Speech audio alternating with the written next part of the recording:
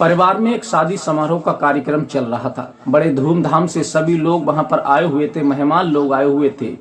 इसी बीच वहां पर एक लड़का आ जाता है जो देखने में काफी खूबसूरत होता है और उसकी दोस्ती वहीं की रहने वाली एक लड़की से हो जाती है जो उस समय पर नाबालिग होती है। जब उस लड़का और लड़की की जब आपस में दोस्ती होती है तो दोस्ती आप जानते ही हैं, लड़का लड़की की जब होती है तो उनकी दोस्ती तो कुछ ही समय तक टिक पाती है, लेकिन दोस्ती वो प्यार में बहुत जल्दी कन्वर्ट हो जाती है। इसी प्रकार से उन दोनों लड़का लड़की की दोस्ती जब प्यार में कन्वर्ट हो जाती है, धीरे धीरे यूं ही वक्त बीतता चला जाता है।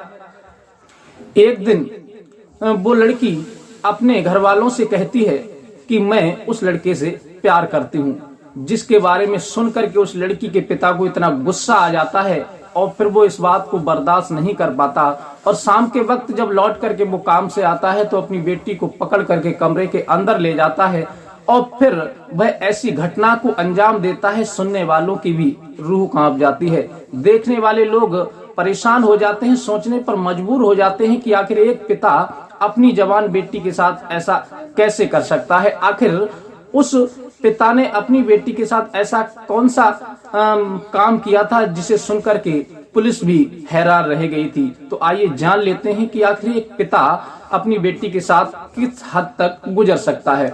नमस्कार, मैं हूं रितेश कुमार। दरअसल आज की जो सच्ची घटना मैं आपको सुनाने के लिए जा रहा हूं, ये सच्ची घटना ग्वालियर की है। ग्वालियर में एक आदर्श नगर क्षेत्र का रहने वाला एक व्यक्ति महेश गुर्जर जो होता है, जो हाईवे के किनारे ढाबा चलाता था, जिससे उसके परिवार का भरण पोषण हुआ करता था। महेश के घर में उसकी पत्नी थी जिसका नाम ममता गुर्जर था और एक बेटी थी जिसकी उम्र 14 वर्ष की थी, जिसका नाम तनु गुर्जर था। तनु जो होती है वो स्कूल में पढ़ने के लिए जाती है और अपने पिता का भी हाथ बटाती है, घर में रहती है। जब स्कूल से आती है तो वो अपनी माता का भी काम में हाथ बटाती है। इस प्रकार से वो अपने परिवार का महेश गुर्जर बड़े अच्छे तरह से भरण पोषण कर रहे होते हैं। धीरे धीरे यूं ही वक्त बीतता चला जाता है और फिर उन्हीं के पड़ोस में एक शादी समारोह का कार्यक्रम होता है। तो उस शादी समारोह के कार्यक्रम में सभी मेहमानों के लिए निमंत्रण किया जाता है, तो सभी मेहमान लोग वहां पर आते हैं। लेकिन आगरा का रहने वाला एक लड़का जिसका नाम बिक्की गुर्जर होता है, वो भी बिक्की उसी शादी समारोह में आया हुआ था। जब शादी समारोह में आया हुआ था, लेकिन उस बिक्की की जो बहन थी वो तनु गुर्जर के बराबर में घर था, वहां पर ब्याही हुई थी। क्योंकि उसकी बहन की वहां ससुराल थी, इसी नाते से वो बिक्की भी वहीं पर आदर्श नगर में आया हुआ था उसी शादी समारोह में, क्योंकि सभी मेहमान लोग वहां पर एकत्र हुए थे। अब इसी बीच सभी लोग एक दूसरे से मिल रहे थे, खाना खा रहे थे, घूम रहे थे और एक दूसरे से परिचय भी कर रहे थे। इसी बीच उस बिक्की की मुलाकात उस तनु नाम की लड़की से हो जाती है, जो वहीं आदर्श नगर की रहने वाली होती है, महेश की बेटी, जिसकी उम्र लगभग 14 वर्ष की रही थी। अब बिक्की की जब मुलाकात उस लड़की से हो जाती है तब वो एक दूसरे को पसंद करने लगते हैं, क्योंकि वो दोनों देखने में काफी खूबसूरत थे, लड़का और लड़की। जब एक दूसरे से उनकी दोस्ती होती है तो एक दूसरे को वो नंबर भी शेयर कर देते हैं, लड़का लड़की के लिए और लड़की लड़का के लिए। ये बात तो आप लोग जानते ही होंगे भली बात है कि लड़का लड़की की जो दोस्ती होती है वो ज्यादा दिन तक नहीं टिक पाती। दोस्ती होते ही वो तुरंत प्यार में कन्वर्ट हो जाती है, बदल जाती है। इसी प्रकार से बिक्की और तनु की दोस्ती भी प्यार में जब बदल जाती है और फिर वो एक दूसरे से फोन पर वार्तालाप करने लगते हैं। शादी समारोह का कार्यक्रम खत्म हो जाता है, लेकिन बिक्की अपनी बहन के घर 1-2 दिन रुकता है और फिर वहां से चला जाता है। लेकिन कभी कभी वो मिलने के लिए, जब उसका प्यार इतना परवान चढ़ जाता है बिक्की का और तनु का, तब वो बिक्की अपनी बहन के घर आया जाया करता था। इसी बीच उसकी मुलाकात तनु से भी हो जाया करती थी। धीरे धीरे इसी प्रकार से काफी समय बीतता चला जाता है और फिर लगभग उस समय तनु की उम्र लगभग 14 बरस की थी, लेकिन इनकी दोस्ती के लिए चलते चलते लगभग 6 बरस बीत चुके थे।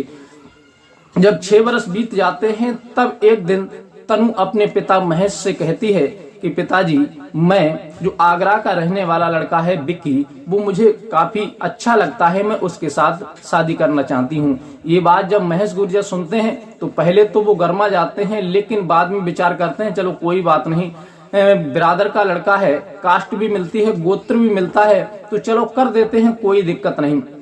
जब महेश गुर्जर अपनी बेटी का विवाह उसके साथ करने का विचार बना ही रहे होते हैं, उनकी पत्नी भी विचार बना ही रही होती है, तभी तक समाज में लोगों को पता चल जाता है और समाज के लोग जो होते हैं वो महेश गुर्जर के कानों में कानाफूसी करने लगते हैं और कहने लगते हैं कि आखिर तुम क्या कर रहे हो, तुम भी पागल हो गए हो। अरे बेटी तो पागल हो ही गई है और साथ में तुम भी पागल हो गए हो। अगर तुम अपनी लड़की की मन से शादी करोगे तो समाज में क्या हमारी इज्जत रह जाएगी। हमारे आने वाली पीढ़ी में भी सभी लोग ऐसा ही करेंगे। सब लोग कहेंगे कि बेटी ने अपनी मर्जी से शादी कर ली और माता पिता देखते रहे, उन्हें कुछ नहीं कर मिला।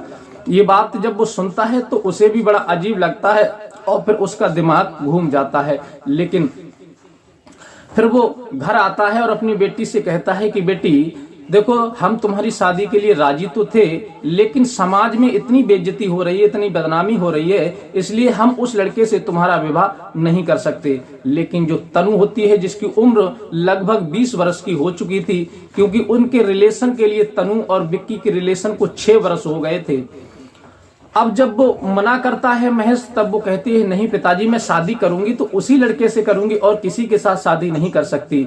ये बात जब महेश सुनता है तो वो परेशान हो जाता है और बेटी को बार बार समझाता है, लेकिन बेटी इस बात को मानने के लिए राजी नहीं थी कि मैं किसी और से शादी करूंगी। तब वो जो महेश होता है वो एक लड़का होता है जो एयरफोर्स में तैनात होता है, जिसका नाम शिशुपाल गुर्जर होता है। वो बहुत ही जल्दी से एक जगह शादी तय कर देता है शिशुपाल के साथ में, और वो सरकारी जॉब में भी था, एयरफोर्स में लगा हुआ था। शिशुपाल बड़े खुश थे और वो 18 तारीख शादी की जनवरी की तय हुई थी।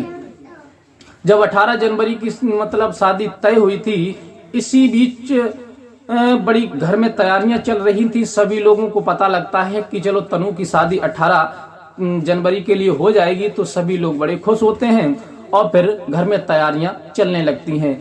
ये बात जब तनु को पता लगता है कि हमारे पिताजी ने हमारी मर्जी के खिलाफ हमारा विवाह तय कर दिया है, तब वो अपने पिता से कहती है कि पिताजी चाहे कुछ भी हो जाए, लेकिन मैं तुम्हारी मर्जी से शादी नहीं करूंगी। शादी करूंगी तो मैं केवल अपनी मर्जी से करूंगी, जिससे मैं प्यार करती हूँ और 6 साल से मैं उसके रिलेशनशिप में हूँ, भला मैं उसे कैसे छोड़ सकती हूँ।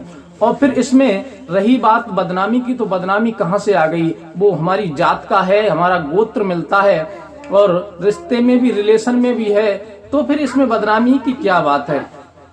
लेकिन उसके घर वाले उसे बहुत ज्यादा डांटते हैं, मारते पीटते भी हैं तनु को, लेकिन तनु इस जिद पर अड़ जाती है कि मुझे शादी करनी है तो केवल विक्की से ही करनी है और तुम्हारी मर्जी से नहीं करनी।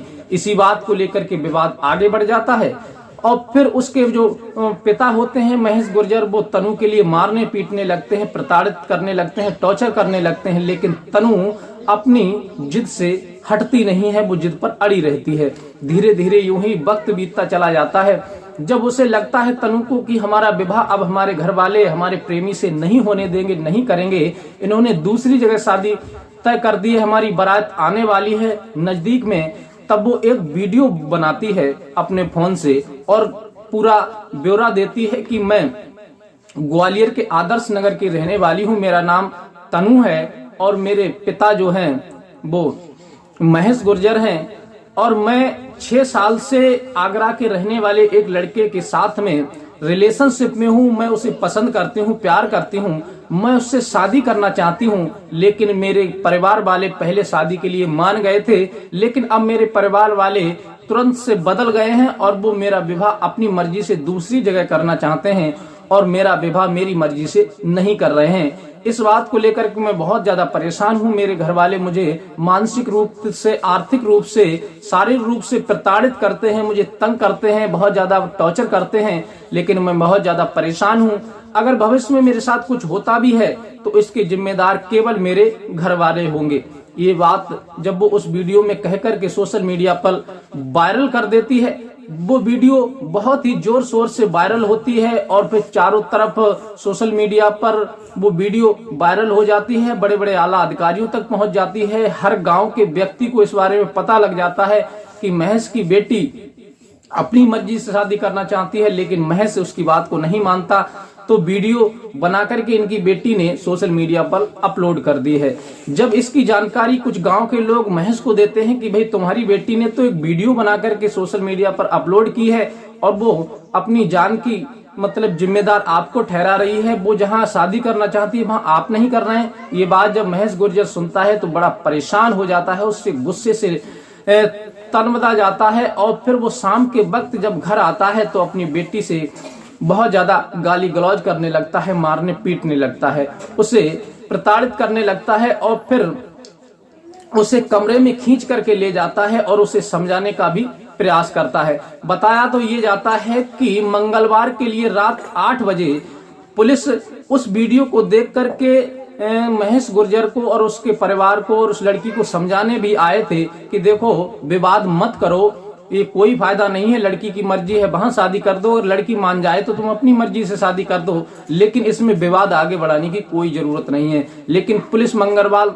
शाम के लिए 8:30 बजे समझा करके गई ही थी, उधर से महेश आ गया और महेश को जब सारी जानकारी मिलती है तो फिर वो उस पर अपना गुस्सा कंट्रोल नहीं होता और फिर लड़की को खींच करके कमरे में ले जाता है और फिर बताते हैं कि उस पर जो पिस्टल होती है उससे वो एक नहीं बल्कि धार धार 4 गोली अपनी बेटी के तनु के सीने में उतार देता है। इससे वहीं पर उसकी मौत हो जाती है। अब इधर कुछ ही दूरी पर 200 मीटर की दूरी पर पुलिस खड़ी हुई थी और फिर वो काफी देर अपने हाथ में पिस्टल लेकर के वहीं घूमता रहता है। तब पुलिस आकर के मौका वारदात पर उस महेश गुर्जर को गिरफ्तार कर लेती है और गिरफ्तार करने के बाद पुलिस को पता लगता है कि इसका एक भतीजा भी है, मृतक का भाई, चचेरा भाई है जिसका नाम राहुल गुर्जर है। तो पुलिस उसको भी गिरफ्तार करती है। मौका वारदात पर दोनों के लिए बड़ा मतलब गिरफ्तार कर लिया जाता है और बॉडी के लिए तुरंत पोस्टमार्टम के लिए भेज दिया जाता है। बताया जाता है कि उसके सीने में 4 गोलियां लगी हुई थीं। इस प्रकार से बेटी को उसने मौत के घाट उतार दिया था और पुलिस ने जब उससे पूछताछ की तो उसने यही सारा ब्यौरा बताया था कि मैं अपनी बेटी को समझाता था लेकिन मेरी बेटी नहीं मान रही थी। मैंने बदनामी की वजह से, समाज में बदनामी ना हो जाए इस वजह से मैंने अपनी बेटी को मारा है, लेकिन मुझे कोई अफसोस नहीं है, कोई गम नहीं है, किसी बात का दुख नहीं है। जो मैंने किया है वो अच्छा किया है, मैंने कम से कम अपनी इज्जत को तो बचा लिया। यह बयान वो पुलिस के सामने करता है और पुलिस उन दोनों को अरेस्ट करके कोर्ट में पेश करके जेल भेज देती है। तो साथियों, ये थी कहानी ग्वालियर के आदर्श नगर की। एक पिता ने अपनी बेटी की बारात आने वाली थी, डोली उठने की जगह पिता ने ही उस बेटी की अर्थी उठा दी। इस बारे में आप क्या कहना चाहेंगे? क्या उन्होंने अपनी बेटी को मौत के घाट उतार करके अच्छा किया या फिर लड़की की इच्छा से वो शादी कर देते वो ज्यादा बेहतर होता? आपकी जो भी राय हो अपनी राय हमें कमेंट बॉक्स में लिख सकते हैं और वीडियो अच्छी लगी हो तो वीडियो को शेयर कीजिए, चैनल को लाइक सब्सक्राइब कीजिए और मिलते हैं इसी प्रकार की कोई नेक्स्ट घटना के साथ, कहानी के साथ। तब तक के लिए दीजिए इजाजत, नमस्कार।